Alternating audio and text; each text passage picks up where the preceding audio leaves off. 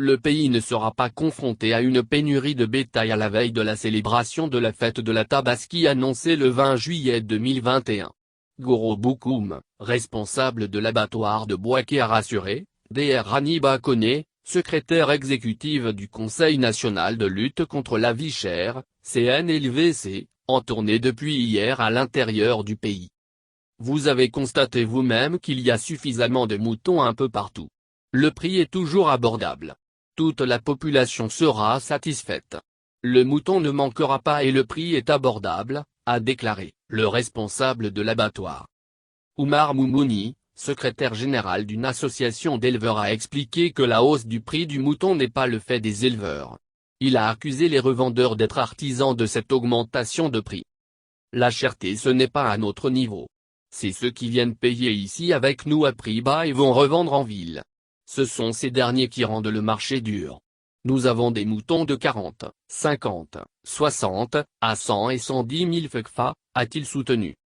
Insistant sur la volonté du gouvernement de lutter contre la cherté de la vie, Dr Haniba Koné a invité ses hôtes à être solidaires des populations car en faisant des prix abordables, c'est toute la chaîne de valeur qui gagne.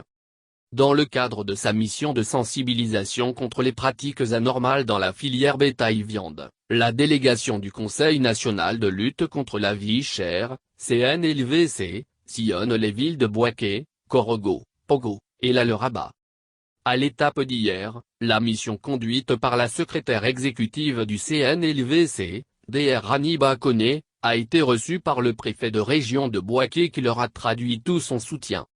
La délégation a ensuite rencontré les acteurs de la filière bétail-viande qui font face à de nombreuses difficultés liées notamment à l'existence de faux frais, à la présence de nombreux intermédiaires mais aussi du retour des marchands de bétail dans leur pays d'origine.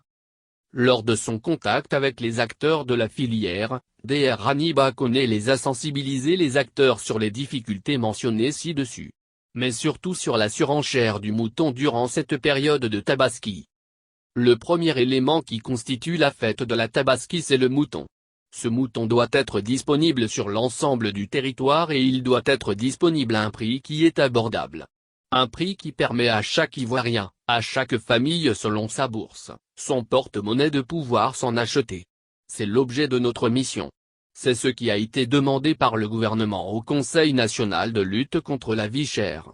Le CNLVC doit veiller à ce que non seulement les marchés soient approvisionnés, qu'il y ait suffisamment de moutons et ce malgré les difficultés que connaissent les pays qui nous approvisionnent en bétail, a expliqué le Dr Haniba Koné, aux vendeurs de bovins.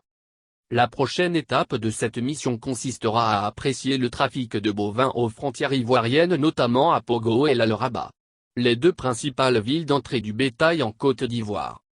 Il faut noter que cette mission est pilotée de manière conjointe avec l'Office de la fluidité routière, OFT, et l'unité de lutte contre le racket, ULCR.